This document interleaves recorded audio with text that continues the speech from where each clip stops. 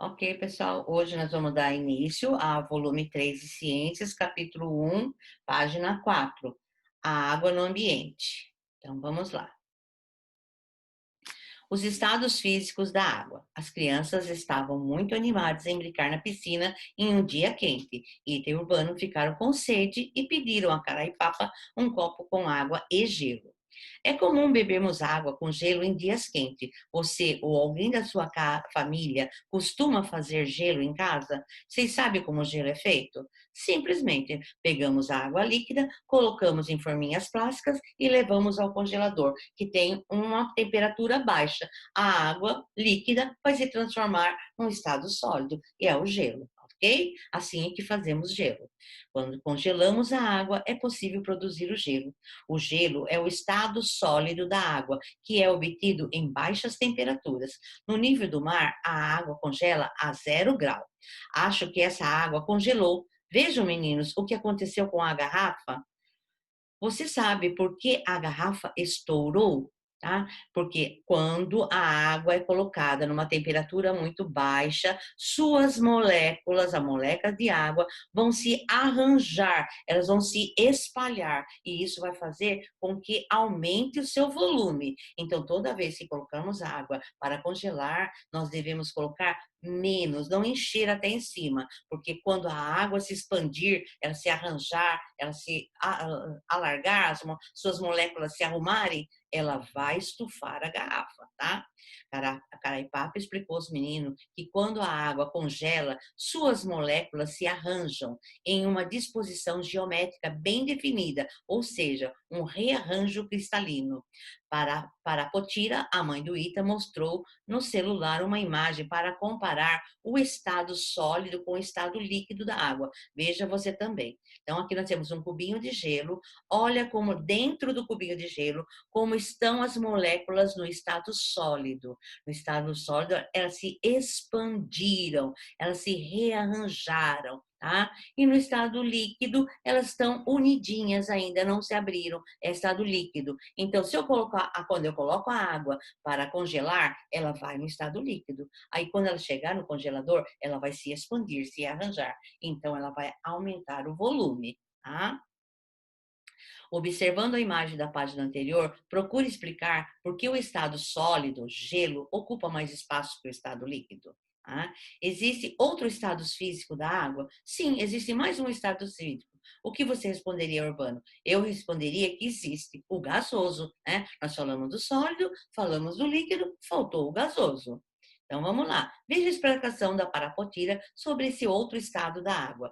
Ita, você se lembra de quando eu estava passando roupa essa semana? O que estava saindo do ferro de passar roupa? Bom, ele pode falar que estava saindo uma fumacinha, que é o vapor. Tá? Como esse vapor é obtido? A roupa úmida, o ferro é quente. Então, o quente em contato com a roupa úmida vai levantar uma fumaça. É a água que está na roupa que está se evaporando. Tá? A água passa para o estado gasoso quando atinge ao nível do mar 100 graus. Veja no esquema ao lado a disposição das moléculas de água nesse estado. Parapotira contou aos meninos que as mudanças do estado da água e das outras substâncias têm nomes definidos. Vamos aprendê-lo. Então vamos lá. Mudanças de fase. A mãe do Ita explicou aos meninos mudanças de fase da água, utilizando os diferentes estados da água que havia ao seu redor. Começou mostrando o copo do Caraipapa. Veja o que ocorreu com a água do copo ao passar do tempo. Então, no primeiro copo tem bastante gelo. No segundo copo diminuiu a quantidade de gelo. E no último copo já não tem gelo nenhum. Então, o que aconteceu? O gelo derreteu. Por quê? Por causa do calor. Então, o que aconteceria com a água se o copo continuasse sobre o calor do sol? Se eu deixar o meu copo, o último, que já derreteu todo o gelo, muito mais tempo no calor, o que vai acontecer com a minha água? Ela vai evaporar. É o que acontece com as águas do mar, dos rios, dos oceanos, tá? Com um forte calor, ela evapora. Então, se eu deixasse meu copo sob o calor, ele iria evaporar. Cada transformação que ocorreu na água do copo se chama mudança de estado físico ou mudança de fase. No esquema a seguir estão representadas todas elas. Então, vamos lá, temos aqui o esquema, olha lá. Bom, primeiro, olhem só no vermelho, nas setinhas vermelhas. O gelo transformando-se em líquido. Quando o gelo derrete e transforma-se em líquido, essa passagem do gelo para o líquido é chamada de fusão, tá? Fusão, passagem do sólido para o líquido.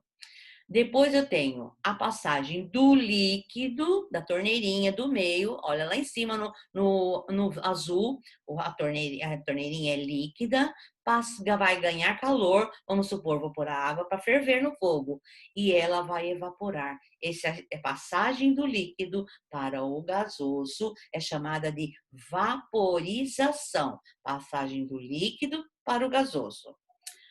Embaixo eu tenho o verdinho, tá? O verdinho é passagem do líquido. Peguei a minha água líquida, coloquei no congelador, uma temperatura baixa, e vai se transformar em gelo. Então, do líquido para o sólido é solidificação, tá? E em rosa eu tenho o gasoso, tá? Eu tenho o gasoso, que quando chega numa superfície mais fria, ele se transforma em líquido. É a liquefação, tá? Então, a água evaporou, chegou na atmosfera lá em cima, bateu numa camada fria, formou gotículas, que é a chuva. Então, ela era gasosa, se transformou em líquido. Isso se chama liquefação. E quando a água se transforma do gasoso em gelo, é sublimação. Ou vice-versa, o gelo derreteu e foi direto formou um gasoso. No caso, o gelo seco. O gelo seco é o gelo que vai se evaporar. Ele é sublimação, tá? A neftalina também é uma bolinha que a gente põe no guarda-roupa para dar cheiro, para espantar os insetos.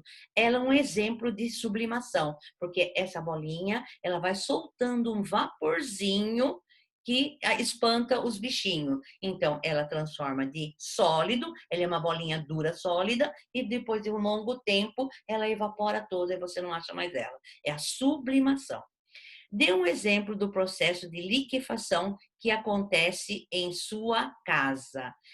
Ó, quando a mamãe está cozinhando e ela coloca uma tampa sobre a panela, então a panela, a tampa vai ficar, ao vapor da água, vai subir, vai bater na tampa que está fria e vai formar gotículas, tá? Isso é uma liquefação. Potira comentou que a sublimação é um processo em que a água passa do estado sólido para o gasoso e vice-versa, sem passar pelo estado líquido. Ele ocorre na naftalina e no gelo seco, por exemplo. A naftalina é utilizada em sapateiras e armários, pois libera um vapor que distancia baratas, traças e outros animais que podem estragar as roupas. Vamos fazer uma experiência para observar as mudanças de estados da água. Então, pessoal, agora vocês vão prestar atenção que eu vou fazer com vocês uma experiência, ok? Então, vamos lá. Pessoal, nós vamos agora fazer aquela experiência, tá? Da água. Então, aqui eu tenho a água no estado líquido, vou colocá-la no fogo, tá? E vamos esperar ela ferver. Então, ela está no estado líquido, ela está recebendo uma alta temperatura, então ela vai aquecer. Vamos lá, pessoal, preste atenção agora na panela. A água começou a ferver, tá? Então, ela recebeu uma alta temperatura, ela tá passando do estado líquido para o estado gasoso. Vou colocar agora uma tampa sobre a panela. A tampa é uma temperatura, ela é uma base fria. Então, vamos ver o que vai acontecer com a tampa. Vocês já estão vendo o que está acontecendo? O vapor da água que está aquecendo está batendo na tampa, tá? Esse processo se chama condensação e quando ela chega na superfície fria, ela se transforma em líquido. Ah, ó, se transformou em líquido. Isso aconteceu por causa da mudança de temperatura. Ela estava numa temperatura ambiente, recebeu o calor do fogo, se evaporou, chegou numa superfície fria, se condensou e se transformou em líquido, tá? É o que acontece na natureza, no ciclo de água. Ok, pessoal? Essa foi a nossa experiência. Olá, pessoal, vamos lá. Vou mostrar mais uma experiência para vocês, que foi falado na nossa apostila. Aqui eu tenho a água, que é o solvente, tá? A água é um solvente universal, porque é o que mais tem no nosso planeta. Aqui eu tenho o meu soluto, que é um suquinho, tá? Então, quando o soluto, o suquinho, entra em contato com a água, as moléculas do soluto estão todas juntas, tá? Aí, quando eu mexo o suquinho, eu vou fazer a dissolução. Aí a molécula de água do soluto vai se espalhar pelo solvente, tá? E aí aconteceu a dissolvação, ok? Vamos lá, pessoal. Então, vocês viram através da experiência que toda vez que a água, né, ou a água muda de estado, tem a ver com a temperatura. Assim, a gente viu que quando a água aqueceu, ela começou a ferver, ela estava no líquido, passou para o gasoso. O gasoso, quando encontrou uma superfície fria, que no caso é uma tampa, ele vai se transformar em gotículas, ele vai se condensar, vai se transformar em líquido. Então, a mudança de fase da água está relacionada à temperatura, tá? Então, quando eu aqueço, ela se transforma em vapor. O vapor encostando numa superfície fria se condensa e se transforma em líquido, ok? Então, agora nós vamos ver a água como um solvente, tá? Na água, muita coisa pode ser diluída, tá? Então, como estava muito calor, o Caraipapa resolveu fazer um suco para todos beberem. Veja como ele preparou essa bebida. Ele pegou um saquinho de pó de suquinho, tá?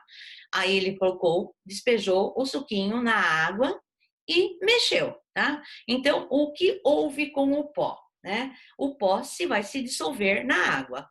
Ele vai se dissolver. Que outras bebidas podemos preparar dessa mesma maneira? Um achocolatado, ele se dissolve também na água, tá? Vitaminas, tá? Quando a mamãe vai preparar a gelatina, o pó da gelatina também se dissolve, tá? A água, ela é conhecida como um solvente universal, devido à sua abundância no planeta e à capacidade de dissolver diversos solutos. Solutos são espécies químicas, pozinhos, que a gente faz as coisas, tá? É uma mistura.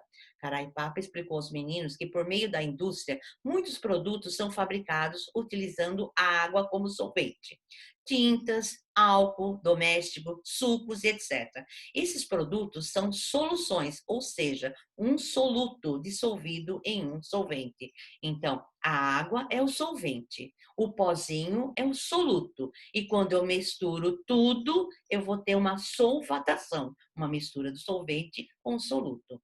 A água agindo como solvente realiza a solvatação do soluto, fazendo com que seja dissolvido, e dessa forma a água incorpora gosto, sabor, consistência e outras características do soluto. Veja um esquema desse processo. Então, a jarra de água é o solvente, tá? O pozinho é o soluto. Quando eu misturo, quando eu dissolvo o pozinho na água, eu estou fazendo uma solvatação, tá? O soluto está dando sabor, cor à minha água. Então, agora tem aqui um processo. Moléculas de suco em pó, essas verdinhas e roxinhas aí, ó, estão vendo? Moléculas de suco em pó. E moléculas de água. Quando eu jogo o pozinho na água, as moléculas estão todas juntinhas, unidas. Depois que eu coloco dentro da água e mexo, as moléculas de água separam as moléculas do soluto. Então, eles ficam mais separados. Como estão as moléculas do soluto antes e depois da solvatação? Antes elas estão unidas e depois elas vão estar separadas. Em quais outras situações do dia a dia ocorre o processo de solvatação?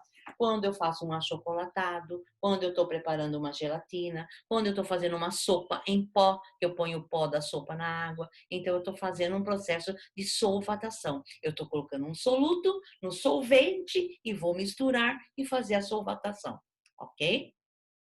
O ciclo hidrológico. Ita entendeu a explicação. Ó, ciclo hidrológico. Hidro é água, tá? É a mesma que eu falo, a coisa que eu falar para vocês, o ciclo da água, tá? Que vocês já viram isso no terceiro ano. O ciclo da água na natureza é a mesma coisa, só que aqui ele está recebendo um outro nome, ciclo hidrológico. Ita entendeu a explicação dada pelo pai, mas ficou curioso para saber para onde vai o vapor de água no caso da vaporização. O que você responderia ao Ita? Então, o vapor de água dos rios, mares e oceano vai para a atmosfera, vai para uma parte mais fria, onde ele se condensa e transforma em gotícula. Massaro explicou a Ita o ciclo hidrológico, o ciclo da água no meio ambiente. A água no estado líquido está presente na natureza, nos rios, mares e oceanos. A maior parte do planeta Terra ela é composta de água. Dessa forma, ela passa por um ciclo que permite a sua reutilização nos processos naturais. Então, aqui nós temos um esquema do ciclo da água na natureza, tá? Do ciclo hidrológico. Então, vamos lá. Olha só. A evaporação, os rios, mares, tá? Transpiração, a planta solta a aguinha, ela transpira, que também é evaporada. Então, vai evaporar a água dos oceanos, dos rios, do mar e das plantas. Essa água vai subir em forma de vapor, vai chegar lá na atmosfera, vai se condensar, vai se transformar em gotículas, tá? É a condensação.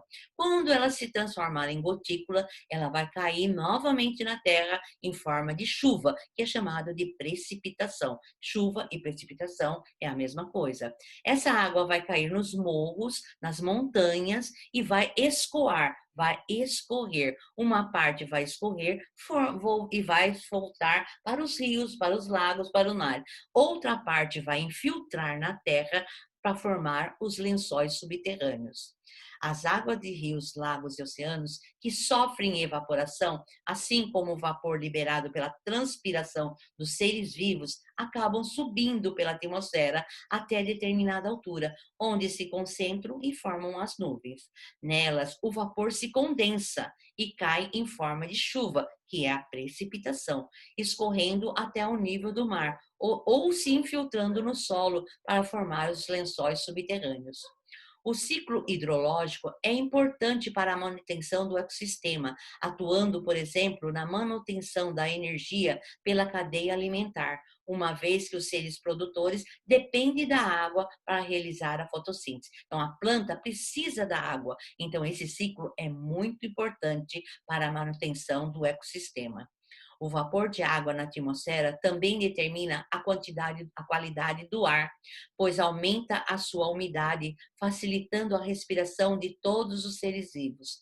A baixa umidade do ar pode acarretar diversos problemas respiratórios, como rinite, sinusite, falta de ar e sangramento nasal, devido ao clima seco. O que podemos fazer para diminuir as consequências da baixa umidade do ar? Nós podemos colocar bacia com água dentro de casa, toalhas molhadas na beira da cama, ajuda na baixa umidade do ar. Com esse ciclo, a água nunca vai acabar? Não, não é bem assim, tá? Ita tem razão. O ciclo hidrológico não garante que a água potável não vá acabar. A água doce no mundo representa uma pequena porcentagem de toda a água disponível no planeta. Segundo a Agência Nacional das Águas, a ANA, há apenas uma pequena parcela de água potável no mundo, e dela uma parte ainda menor é acessível aos seres humanos. O resto está na forma de geleiras ou em reservatórios subterrâneos. Urbano ficou pensando sobre a porcentagem de água doce e salgada existente no planeta e percebeu que há uma grande diferença de quantidade entre os tipos de águas disponíveis. Ok, pessoal? Aqui eu vou parar e vou deixar o resto para continuarmos na nossa aula de Skype, ok? Aí eu explico as páginas restantes. Até lá.